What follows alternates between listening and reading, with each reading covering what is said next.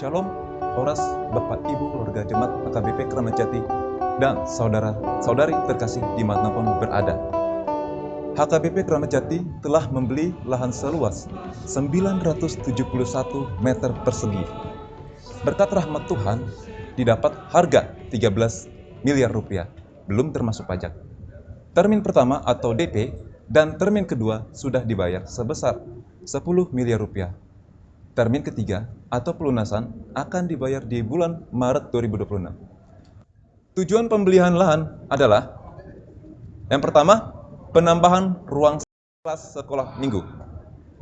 Yang kedua, membangun ruang ibadah sekolah minggu sekaligus menjadi serbaguna dan membangun ruangan lain sesuai kebutuhan. Yang ketiga, akses masuk ataupun keluar komplek gereja menjadi 2 lajur. Yang keempat, kapasitas parkir kendaraan bertambah. Untuk mendahulukan pembayaran, panitia telah mendapatkan pinjaman tanpa bunga ataupun pinjaman lunak dari warga jemaat HKBP Kramat Jati dan pihak luar.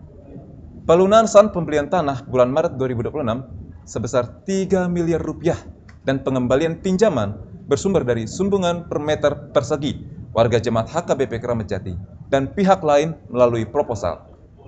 Pengembalian pinjaman secara bertahap akan dimulai bulan April tahun 2026. Demikian penjelasan singkat dari panitia. Mari, Bapak Ibu, kami mengajak generasi muda juga sekalian, dan siapapun yang tergerak hatinya, berkorban dalam iman untuk menyumbang agar lahan itu menjadi milik Tuhan melalui HKBP Kramat Jati. Tuhan memberkati. Horas.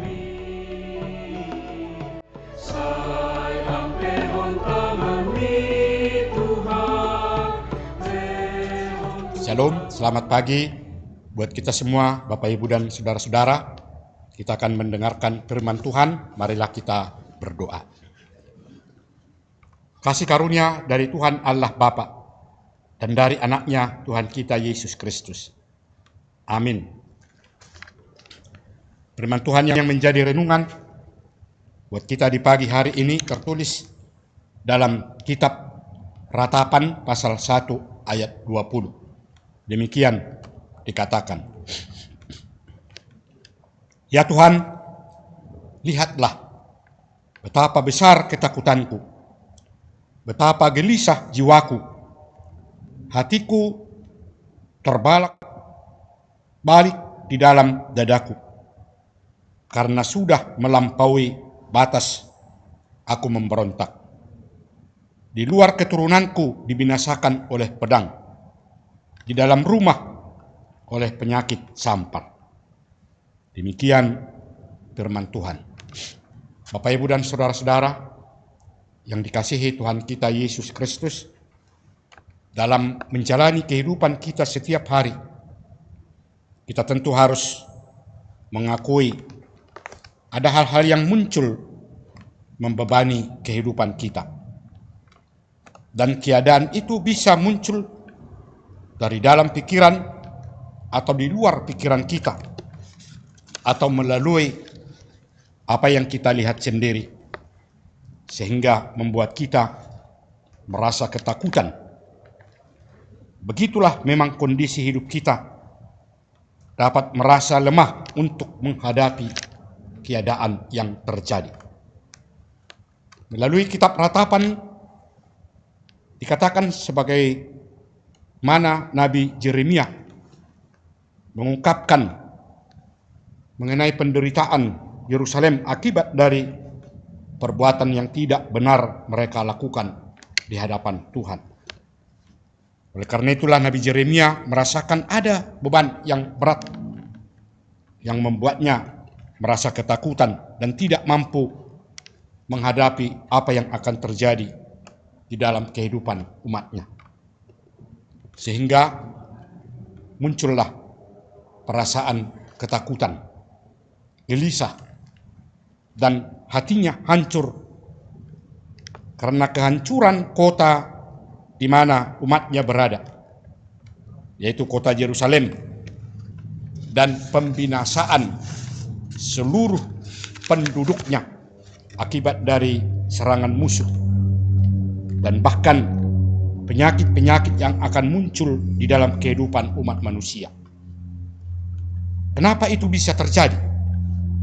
Itu merupakan fakta yang benar akibat dari perbuatan dosa, perlakuan umatnya yang menentang dan menolak untuk melakukan apa yang telah disampaikan oleh Tuhan Allah, yang tentu menjadi hukuman Allah untuk menyadarkan mereka agar tidak berontak melakukan apa yang tidak diinginkan oleh Tuhan Allah.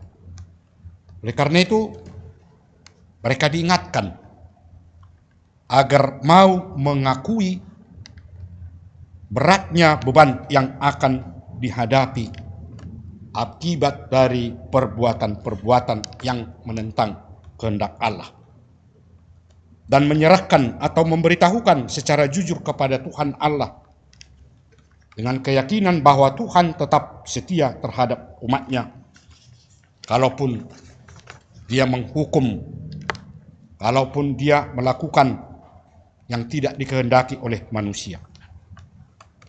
Sebagaimana kita lihat yang terjadi di tengah-tengah kehidupan umat manusia. Kalau ada orang yang dipenjarakan misalnya, itu tentu merupakan hukuman bagi orang yang melakukan sesuatu yang tidak baik. Namun kalaupun dia dipenjarakan bukan menjadi siksaan, tetapi merupakan peringatan atas perbuatan yang dia lakukan, itu tidak benar. Sehingga dia harus dipenjara, dihukum, sekaligus mengingatkan agar tidak lagi melakukannya setelah keluar atau setelah bebas dari penjara. Tuhan tidak membiarkan umatnya untuk melakukan apa yang bertentangan dengan kehendaknya. Tetapi Tuhan mengingatkan dengan caranya sendiri. Salah satunya adalah menghukum umatnya dengan berbagai cara. Dan itu dilakukan agar umatnya sadar dan tidak mengulangi perbuatan-perbuatan yang melanggar kehendak Tuhan Allah. Kalaupun Tuhan menghukum umatnya yang sudah melakukan dosa, namun Tuhan tetap dan selalu setia mengasihi. Melalui kitab ratapan ini disampaikan dan ditekankan bahwa kasih setianya tidak akan berkesudahan. Kasih Tuhan tidak akan berhenti, tetapi akan ditunjukkan selama-lamanya bagi orang yang tetap setia. Karena Tuhan selalu menyayangi umatnya dan memberi pertolongan bagi setiap orang yang berpengharapan kepadanya. Semoga kita tetap mau mempertahankan untuk selalu melakukan apa yang dikehendaki oleh Tuhan kita. Karena Tuhan selalu mengasihi hidup kita. Tuhan kiranya melindungi kita semua dan memberikan kekuatan bagi kita dalam melakukan semua pekerjaan kita. Amin. Mari kita berdoa. Ya Tuhan Allah Bapa kami di sorga, kami mengucap syukur kepadamu di pagi hari ini atas semua perbuatan Tuhan yang selalu menyertai dan melindungi kami. Dan kami telah merasakan bahwa apa yang kami alami dalam hidup kami ini semua adalah atas kasih setia Tuhan. Ya Tuhan Allah Bapa di surga, di pagi hari ini kami datang ke hadapan-Mu untuk bersekutu dengan Engkau melalui firman-Mu yang telah kami dengar, yang selalu mengingatkan kami bahwa Engkau ya Tuhan tidak menginginkan hidup kami melakukan apa yang Tuhan tidak kehendaki. Tetapi Tuhan selalu menginginkan agar apa yang Tuhan sampaikan, apa yang Tuhan inginkan itulah yang akan kami lakukan dalam kehidupan kami. dan menjadi berkat bagi kami ketika kami mau menunjukkan dengan sepenuhnya perbuatan kami yang sesuai dengan kehendak-Mu. Terima kasih ya Tuhan, karena kami tetap dalam kekuatan untuk melakukan semua pekerjaan dan aktivitas kami.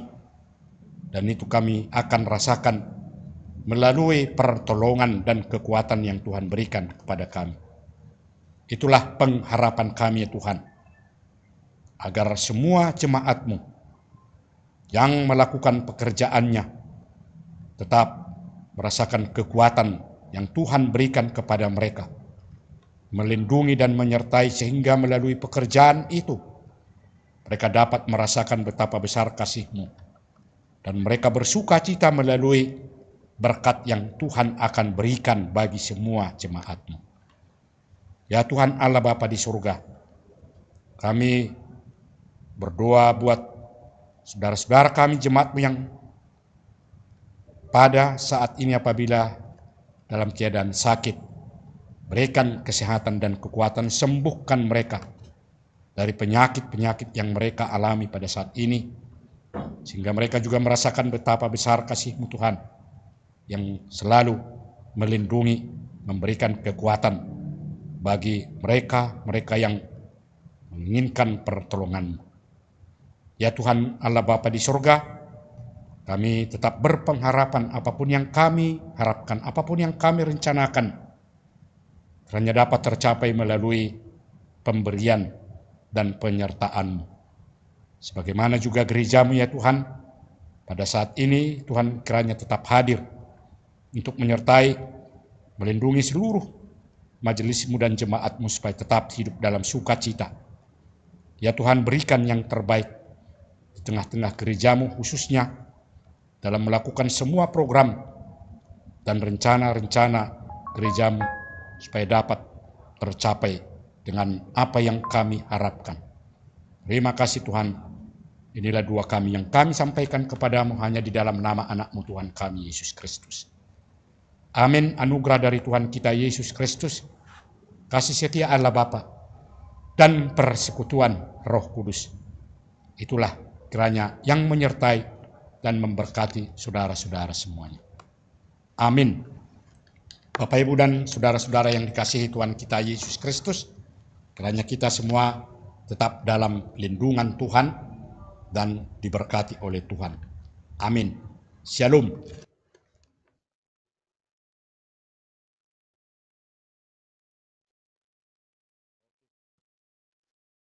He kept on.